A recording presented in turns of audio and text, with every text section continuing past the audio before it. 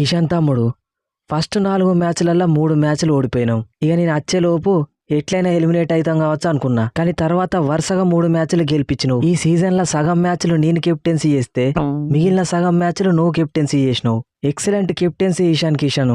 Cummins అన్న, మనం first 4 మ్యాచ్లలో 3 మ్యాచ్లు ఓడిపోవడానికి కారణం మన బౌలింగ్. ఎక్స్పీరియన్స్ ఉన్నది కదా అని జయదేవ్ ఉనాద్కత్ని హర్షల్ పటేల్ ఆడితే వికెట్లు తీయకపోవడమే కాకుండా హాఫ్ సెంచరీలు కొట్టిల్లు. ఎప్పుడైతే మనం ఆడిన 5వ మ్యాచ్ రాజస్థాన్ రాయల్స్ కి అగేనెస్ట్ గా వాళ్ళిద్దరి ప్లేస్ లో ప్రఫులింగే సకీబ్ హుస్సేన్ ని పట్టుకొచ్చినామో అప్పటి నుండే మనం మ్యాచ్లు విన్ అవ్వడం స్టార్ట్ అయింది. కరెక్ట్ కిషన్ తమ్ముడు. అప్పటిదాకా అన్బీటెన్ ఉన్న ఆర్ఆర్ ని వట్టిగానే పిసిగి మన విజయ పరంపర స్టార్ట్ చేసినాం. కానీ కమిన్స్ అన్న, మన కంబ్యాక్ కి పతనానికి రెండిటికి ఆ మ్యాచే కారణం.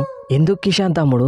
ఆ మ్యాచ్ తర్వాత వరుసగా 5 మ్యాచ్లు గెలిచినాం. ఒక్కొక్క టీం ని వట్టినే విసుక్కుంటా ప్లే ఆఫ్స్ కి క్వాలిఫై అయినాం. ఆ మ్యాచ్ లో మనం చెయ్యకూడని మిస్టేక్ ఒకటి చేసినాం కమిన్స్ అన్న. మన చిన్న తమ్ముడు వైభవ్ సూర్యవంశీని మన ప్రఫులింగే ఫస్ట్ బాల్ కే డక్అవుట్ చేసిండు. ఇక అది పర్సనల్ తీసుకున్న వైభవ్ తమ్ముడు మన మీద పగ పెట్టుకున్నాడు. తర్వాత మనం ఆర్ఆర్తో ఆడిన నెక్స్ట్ మ్యాచ్ లా జస్ట్ 37 బాల్లల్లా 103 రన్స్ కొట్టిండు. 5 4లు 12 6లు 278 స్ట్రైక్ రేటు. అంతటితో ఆగలేదు. మళ్ళా ఎలిమినేటర్ మ్యాచ్ లా జస్ట్ 29 బాల్లల్లా 97 రన్స్ కొట్టిండు. మళ్ళా 5 4లు 12 6లు. ఈసారి స్ట్రైక్ రేట్ ఏకంగా 330. దెబ్బగా మనం ఎలిమినేట్ అయి ఇంటికి పోవాల్సి వచ్చింది. నాకు అప్పటికే డౌట్ వచ్చింది కిషన్, గీ వైభవ్ తమ్ముడు ఏంది మన మీద పగబట్టినట్టు ఆడతాడని. తమ్ముడిని డక్అవుట్ చేయకుండా అయిపో. నన్ను డక్అవుట్ చేసినందుకు మిమ్మల్ని ఎలిమినేట్ చేసి పడేసిన. అట్లుంటది మనతోని. నేను 72 6లు కొడితే అలా 24 6లు మీరే సప్లై చేసిల్లు. Anyway thank you. మమ్మల్ని ఎలిమినేట్ చేసి ఏం సాధించినవు తమ్ముడు? జీటీతో ఓడిపోయి మళ్ళా మాతోనే అస్సాం ట్రైన్ ఎక్కితివి. జీటీతోని మ్యాచ్లో కూడా 96 రన్స్ కొట్టినా, కానీ మా సీనియర్ ప్లేయర్లు డిసప్పాయింట్ చేసిల్లు. కిషన్ తమ్ముడు, గీ ఏజ్ లో పిల్లగాళ్ళు గింత వైలెంట్గా ఉంటారా చెప్పు? జరంతా తమ్మునికి టెస్ట్ మ్యాచ్లు చూపిల్లి. కిషన్ బ్రో, ఫస్ట్ 7 మ్యాచ్లు కెప్టెన్సీ ద్వారా గెలిపియడమే కాకుండా మనం గెలిచిన 9 మ్యాచ్లల్లా 3 సార్ల player of the match award నీకే వచ్చింది. 15 ఇన్నింగ్స్లలో 600+ runs, 182 strike rate, 650s. IPL అని నీ బెస్ట్ పర్ఫార్మెన్స్ ఇచ్చినావు కదా. నా కంబ్యాక్ పక్కకు పెడితే నువ్వు కూడా లాస్ట్ సీజన్ ఫ్లాప్ అయిన తర్వాత ఈ సీజన్ ఎక్సలెంట్ కంబ్యాక్ ఇచ్చినావు కదా. 300+ runs with 170+ strike rate, 8 wickets. ఎక్కడ బౌలింగ్ వేయించినా మెయిన్ బౌలర్స్ కంటే ఎకనామికల్ గా బౌలింగ్ చేసినావు. దెబ్బకి ఇండియన్ టీమ్ లో కూడా కంబ్యాక్ ఇచ్చేటట్టే ఉన్నావు కదా. మన ఇద్దరం ఎంత చేసి ఏం లాభం కిషన్ బ్రో? లాస్ట్ కి ఎలిమినేటర్లో ఎలిమినేట్ అయితే. కమిన్స్ అన్న, అసలు మనం గీ ఎలిమినేటర్ ఆడాల్సిన వాళ్ళమే కాదు. గా ఆర్సీబీ జీటీ లాగానే మనం కూడా 14 మ్యాచ్లలో 9 మ్యాచ్లు గెలిచినాం. కానీ కేవలం కొద్దిగా నెట్ రన్ రేట్ తక్కువ ఉన్నదన్న కారణంతోనే మనం ఎలిమినేటర్ ఆడాల్సి వచ్చింది. దీని అంతటికి కారణం గా చెన్నై సూపర్ కింగ్సే. ఇదేదో బాగుందే, మీరు ఎలిమినేట్ అయితే దానికి కారణం మేమెట్లయితాం? మీరే చక్కగా ఆడేదుంటే మాకీ పరిస్థితి ఎందుకు వస్తుండే? గుజరాత్ టైటాన్స్ తోని మీరు ఆడిన 66వ మ్యాచ్ అచ్చిరాని బౌలింగ్ వేసి వాళ్ళతోని 229 రన్స్ కొట్టనిచ్చిల్లు. సరే, వాళ్ళు 229 కొడితే కొట్టిల్లు. మీరు కనీసం 20 ఓవర్లన్నా కంప్లీట్ చేసి ఓ 200 190 కొడితే మాకింత డ్యామేజ్ కాకపోతుండే. కానీ మీరేం చేసిల్లు? ఆట రానోళ్ళ లెక్క ఆడి 14 ఓవర్ల లోపే 140 ఆల్అౌట్ అయిపోయిల్లు. గుజరాత్ టైటాన్స్ 89 పరుగుల భారీ తేడాతోని గెలిచి -0.1 ఉన్న వాళ్ళ నెట్ రన్ రేటు +0.3కి పోయింది. దానివల్ల క్వాలిఫైర్ 1 ఆడాల్సిన మేము ఎలిమినేటర్ ఆడాల్సి వచ్చింది. కరెక్ట్ అభిషేక్ తమ్ముడు, నువ్వు చెప్పింది. కనీసం 20 ఓవర్లు కూడా ఆడలేనప్పుడు ఈ సిఎస్కే వాళ్ళు ఎందుకు ఆడతారో వాళ్ళకే తెలియదు. హోల్డ్ ఆన్ ఊకుంటా అంటే ఎక్కువ మాట్లాడతారులేంది. మేముగా జీటీతో ఓడిపోవడానికి 10 మ్యాచ్ల ముందు అంటే 56వ మ్యాచ్ మీరు గదే జీటీ మీద 82 పరుగుల భారీ తేడాతో ఓడిపోయిల్లు. మేమన్నా 140 ఆల్అౌట్ అయినాం, మీరు గదే జీటీ మీద 86 ఆల్అౌట్ అయ్యిల్లు. అంతా టచ్చిన వాళ్ళు అయితే మీరు ఆ మ్యాచ్లో 20 ఓవర్లు ఆడకపోయిల్లు. ఆ మ్యాచ్లే మీ నెట్ రన్ రేటు +0 నుండి -0.4కి పోయింది. గురువింద కింజ వాళ్ళ గుండు కింద ఉన్న నలుపును చూసుకోదు గైక్వాడు, మన కింద ఉన్నదే చూస్తుంది. అయినా మీరు ఎలిమినేటర్ల ఆర్ఆర్ పిల్లగాళ్ళ మీదనే గెలవలేకపోయిల్లు. ఫైనల్కి పోయి ఆర్సీబీ మీద గెలిచేటోళ్ళ గైక్వాడు. ఈ సీజన్లో ఆర్సీబీని ఛాలెంజ్ చేసే టీం ఏదన్నా ఉన్నదంటే అది మా ఎస్ఆర్హెచ్ఏ. వాళ్ళు మాతో ఆడిన లాస్ట్ లీగ్ మ్యాచ్ల భయం అంటే ఏందో చూపించినాం. మంచి బ్యాట్స్మెన్లు సింగిల్ తీయడానికి భయపడే వాళ్ళ బౌలింగ్ మీద మా బ్యాట్స్మెన్ 250+ కొట్టిల్లు. మ్యాచ్ గెలవడం కోసం కాకుండా నెట్ రన్ రేట్ కోసం ఆడేటట్టు చేసినాం వాళ్ళతోని. మేము ఫైనల్ కు పోయేది ఉంటే గా గుజరాత్ టైటాన్స్ లెక్క భయపడి ఓడిపోయేటోళ్ళం కాదు.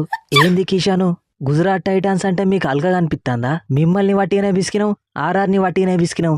ఏదో మా లక్కు మంచిగా లేక గా ఆర్సీబీతో ఓడిపోయినాం గానీ లేకుంటే అసలు సినిమా చూపించేటోళ్ళం. ఏంటిది మీరు అసలు సినిమా చూపించేది? అహ్మదాబాద్ మాదే, అహ్మదాబాద్లో అది చేస్తాం ఇది చేస్తాం అని వాటినే ఓడిపోయారు. ఎందుకంత బాధపడతానవ్వే కిషాను? మీరు కూడా గుజరాత్ టైటాన్స్ లెక్క ఫైనల్కి రాలేని నెక్స్ట్ సీజను మీకు కూడా చూపిస్తాం. క్లాసన్ అన్న ఏ మాటకు ఆ మాట చెప్పుకోవాలి. ఈ సీజను అసలైన కాటేరమ్మ కొడుకు లెక్క అన్నావు. మిడిల్ ఆర్డర్లో బ్యాటింగ్ చేసుకుంటా 627 రన్స్ చంపినావు. ఒక్కసారి కూడా సింగిల్ డిజిట్ స్కోర్కి అవుట్ కాలేదు. కేవలం 3 మ్యాచ్లలో మాత్రమే ఫెయిల్ అయినావు. కానీ ఈ సీజన్ స్ట్రైక్ రేట్ ఒక్కటే తగ్గించినావన్నా. నువ్వు 160 స్ట్రైక్ రేట్తో ఆవిడేందన్నా? తమ్ముడు, నా తర్వాత బ్యాటింగ్కి వచ్చి నిజంగానే 6లు కొట్టేటోళ్ళు ఎవరన్నా ఉన్నారా అంటే నేను కూడా 200+ స్ట్రైక్ రేట్తో ఆడుతుండే. కానీ నా తర్వాత నితీష్ తమ్ముడు తప్ప ఎవరు నాకు కాపరేట్ చేసేటోళ్ళు లేరు. అందుకే ఈ సీజన్ కొద్దిగంత స్ట్రైక్ రేట్ తగ్గించి ఆడాల్సి వచ్చింది. 13 కోట్లు పెట్టి నన్ను తీసుకొని బెంచ్ మీద కూర్చోబెట్టిళ్ళు. అసలు ప్లేయింగ్ లెవెల్లో నేను ఉండేది ఉంటే మనం ఇట్లా ఎలిమినేట్ అయ్యేటోళ్ళమే కాదు.